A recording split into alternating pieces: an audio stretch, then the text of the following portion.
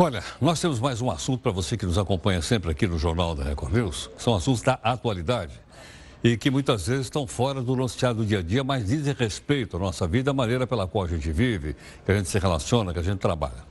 Um deles é a avaliação que o mundo contemporâneo faz das pessoas. Se é pela sua produtividade, pela sua capacidade ou apenas pelos seus títulos universitários. A gente tem um currículo enorme. Mas eu às vezes fico me perguntando o seguinte, será que apresentar um currículo como esse me abriria as portas? Não sei. Por isso, e para saber desse tema, nós convidamos aqui, está aqui conosco, o professor Roberto Camanho.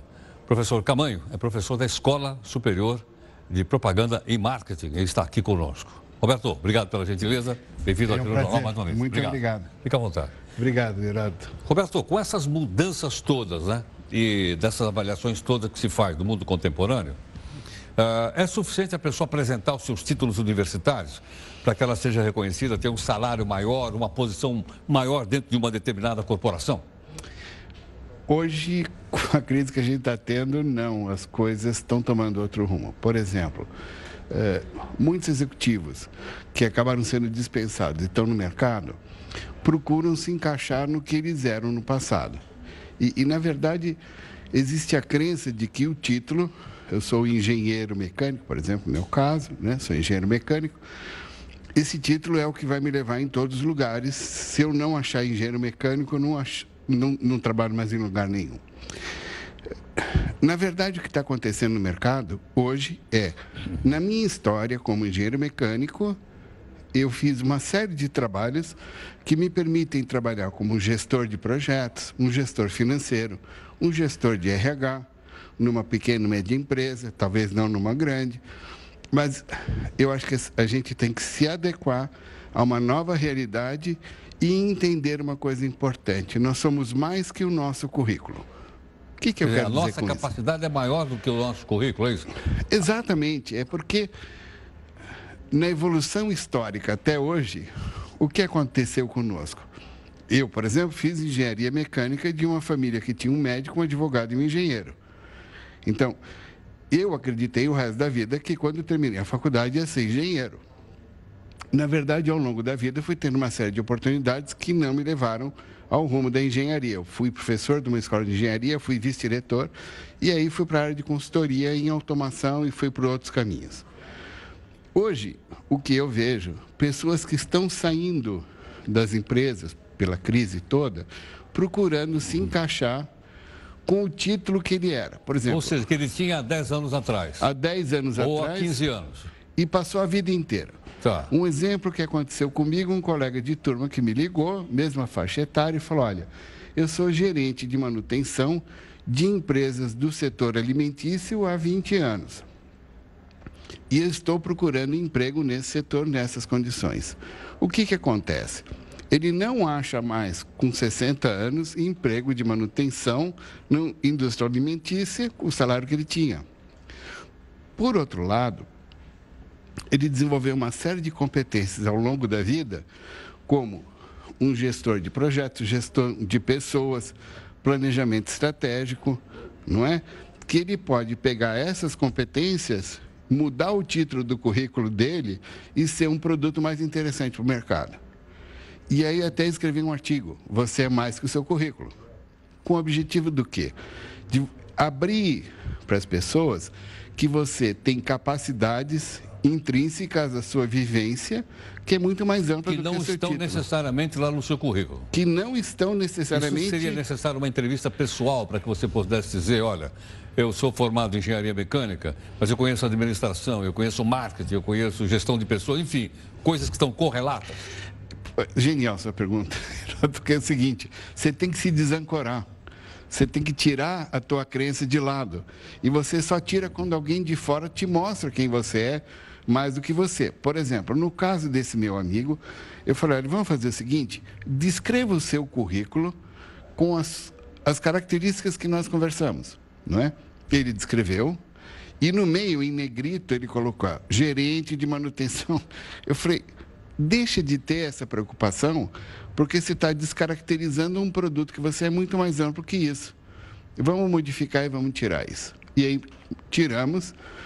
E ele abriu uma série de portas para entrevista, porque o currículo dele é muito mais amplo do que aquele título. Eu estou lembrando de um fato também. Eu lembro, por exemplo, o seguinte: na aviação tinha um engenheiro de voo. Isso, é verdade. Então o avião não decolava se não tivesse um engenheiro de voo. É. Hoje você entra na cabine de qualquer avião, se você perguntar quem é o engenheiro de voo, ninguém sabe quem é o engenheiro de voo. Ou seja, o próprio comandante é um engenheiro de voo, ainda que ele está utilizando instrumentos mais, vamos dizer, mais atuais. Mas se você tem 2 pessoas na cabine, não mais 3, 4 lá, porque não, acabou. Acabou. Porque se eu sair no mercado e escuta, olha, onde eu vou arrumar um emprego para engenheiro de voo, você não vai arrumar em lugar nenhum, a não ser que você volte lá para a década de 1970. Sem dúvida, mas, por exemplo, uma coisa que a gente não observa está no nosso dia a dia, caixa de banco. Caixa de banco. Caixa de banco. Foi o tipo da coisa. Eu fui consultor de bancos no plano de vamos reduzir o número de atendimentos, vão aumentar os caixas automáticos para reduzir o custo da operação. Isso foi no mundo inteiro, não é?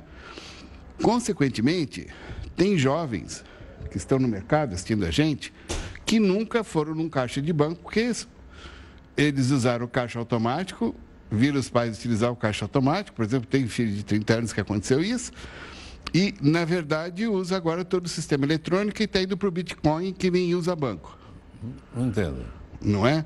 Então, na verdade, o ciclo de desenvolvimento de produtos, como a gente falou na entrevista anterior, está sendo muito rápido, mais rápido da capacidade das empresas se adaptarem às mudanças. Entendo. Não é? Então, o que eu enxergo é que nós, profissionais da nossa faixa dos baby boomers, primeira coisa que nós temos que entender, nós somos mais que o nosso currículo, para flexibilizar nossa possibilidade de soluções. Olha, hoje nós estamos tentando entender as mudanças muito rápidas pelas quais a nossa sociedade está passando, né? E passa em diversos setores. Por esse motivo, a gente tem trazido aqui vários convidados. Hoje, o nosso convidado, você está acompanhando na nossa edição de hoje, é o professor Roberto Camanho, professor da Escola Superior de Propaganda e Marketing. Roberto, agora há pouco você falava aí das transformações e da identificação dessas transformações. Agora eu te pergunto, além das pessoas, as escolas entendem isso? As escolas têm mudado também para habilitar essas pessoas, desenvolverem essas skills, né? Para que ela possa ter assim uma possibilidade maior no mercado? Eu posso te responder que nós, na faculdade, na SPM, estamos olhando bastante isso e estamos revendo os currículos, né, para nos adequar, porque o que acontece? A demanda que o mercado faz na ponta é diferente, consequentemente, a empresa precisa de um perfil de profissional diferente. Então, com isso, não só o currículo, mas também a forma que eu educo é diferente. Então, a gente usa, por exemplo, muito a metodologia ativa, onde os alunos são, na realidade, os atores e nós somos os tutores dos atores. Então, criamos desafios, criamos projetos, os alunos trabalham em cima de projetos, nos entregam projetos e, eu diria, o ensino fica muito mais prazeroso, porque hoje a resposta do jovem é muito diferente do que a gente estava acostumado, não é? Então, existe um ganha-ganha bastante interessante. Resumindo, eu te digo assim, na faculdade, na SPM, a gente está pensando e estamos mudando isso com metodologias ativas e no ano que vem já colocamos um currículo novo para o curso de administração, por exemplo, com negócios digitais sendo uma trilha, estratégia outra trilha, marketing e finanças, trilhas diferentes. E também está acontecendo o seguinte, eu acho que cursos complementares descolados da trilha para que dê complementação, por exemplo, recursos humanos. Entendo. Não é? Agora, quem escolhe esses cursos complementares? É o aluno? É a escola que oferece? Quer dizer, apresenta um cardápio, o aluno escolhe? Como é que funciona? Nós estamos sempre de olho nas demandas de mercado, falando com os RHs das empresas. Em função do que o RH demanda, a gente coloca na escola, fazemos palestras para que os alunos identifiquem, né? E cada um, eu costumo falar que nós, na verdade, somos... cada um tem o seu perfil, né? E em função do seu perfil, você tem que explorar o que você gosta, Né? Eu acho que aquela ideia de que o aluno tem que ser bom em tudo, que o que nós somos cobrados, até nem podia nem ser canhoto, porque levava porrada na mão, não é verdade? É verdade. Acho que para quem não lembra disso, a gente levava porrada na mão se era canhoto. Até aprender a dirigir. Escrever com a mão direita. Com a mão direita, né? E não podia usar caneta Bic, tinha que usar esferográfica com mata-borrão. Eu né? lembro. Mas, voltando, o que eu vejo que é importante é nós entendermos que nós temos os nossos skills. Quer dizer, pato não voa, ou alguns tipos de barreco voa, pato não voa, né? Ou ao contrário, alguma coisa assim. Na verdade, o que nós estamos descobrindo é que você tem que explorar suas competências intrínsecas e não se cobrar pelo que você não é. Por quê? Você se cobrar pelo que você não é, te causa sofrimento. Porque, lógico, não é? E aí tem um estudo muito interessante da Brené Brown, que ela apresenta que quem tem entendimento da sua vulnerabilidade é forte. Porque eu não fico batendo em pontos que eu nunca vou conseguir atingir. Não é? Então, entender a vulnerabilidade é um ponto de força, muito ao contrário do que a gente imaginava, né? Então, essas orientações são que a gente está transmitindo. Uma outra coisa.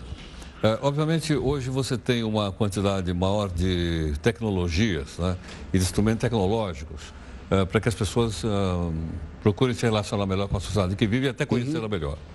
Eu pergunto, essa quantidade atrapalha ou essa quantidade ajuda? É muito interessante, porque para a nossa geração, que procurava, a gente tinha que saber de tudo, né? Nós fazemos, eu brinco de gestão da angústia, não é? Eu me sinto às vezes, agora melhorei um pouquinho dessa neura, eu me sentia aqueles caras de circo que ficavam com os pratos balançando e eu queria ler tudo. No fundo, a gente tem que fazer recortes de seu interesse, né? E também saber ouvir os outros universos que são paralelos ao Mas diante dessa imensidão dessa diversidade, a pessoa não se perde um pouco? Eu estou lembrando quando você era engenheiro, que você começou com régua de cálculo. Sim. Ela depois foi substituída por aquela calculadora da HP, chamada HP científica. Isso, eu fazia manual da HP. E daí explodiu. Foi. Quer dizer, tá certo? Quer dizer, saiu de uma coisa mecânica para uma coisa eletrônica, mas depois explodiu. Então eu pergunto, essa quantidade de diversidade, isso, como é que uma pessoa que chega no mercado, está estudando, se acha ali? Eu acho que você tem que ter consciência de qual o teu recorte de interesse que você tem capacidade. Por exemplo, eu sou engenheiro mecânico de formação, me especializei em automação e em meados dos anos 90 fui trabalhar com processos decisórios, né? Como que a gente decide e trabalho nessa área.